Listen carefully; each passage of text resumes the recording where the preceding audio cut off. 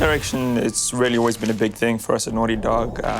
With Uncharted, it wasn't any different. We really wanted to set the tone artistically and go with believable humans and take on this big challenge, but we wanted them to have a certain style to them. This is finally it. A lot of that involved really painting textures. All our textures are hand-painted. We don't use any photos for our textures. That was a big part of it. We also knew that Uncharted was going to be a very, very heavily story-driven game. And so we had these characters that needed to act. And I just might let you live. So the PS2 versus the PS3 was a really big jump for us. When we were working on the PS2, we were able to have 2 to 3 textures per character. For Uncharted, we're looking at anywhere between 20 to 30 textures per character, which is a huge jump for us.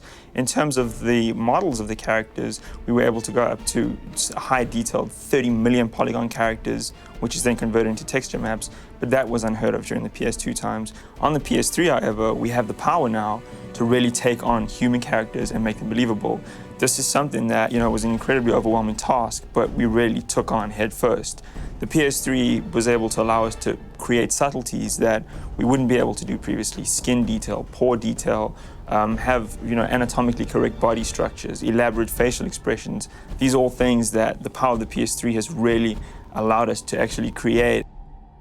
For our modeling pipeline, we have a certain mesh that is a clean mesh that we take in to a program like ZBrush. We then sculpt the geometry and create these high detailed sculptures, the kind of sculpture with wrinkles and pore detail. And from that, we take that information, we create a new re-optimized mesh, which is what actually ends up in the game.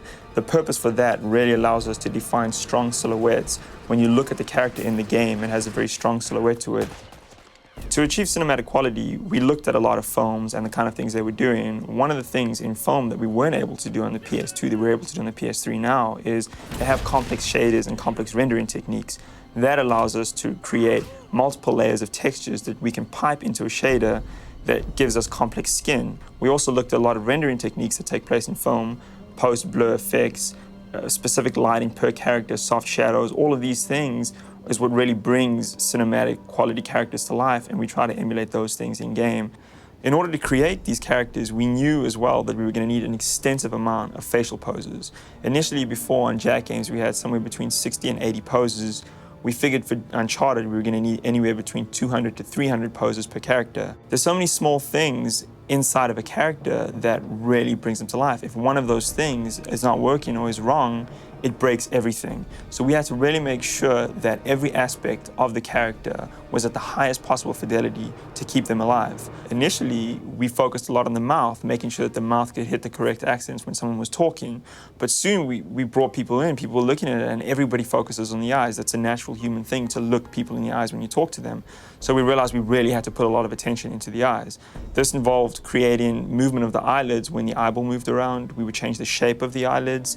We also added in self-shadowing where the eyeball meets the eyelid. That area was often very bright and glowed. So we created a custom shader that allowed us to actually darken and self-shadow the area inside of the eye. Not only was the face an important aspect of the character of us, but even his body and the way he moved. We also spent a lot of time developing systems that allowed us to emulate muscle structure inside of the body.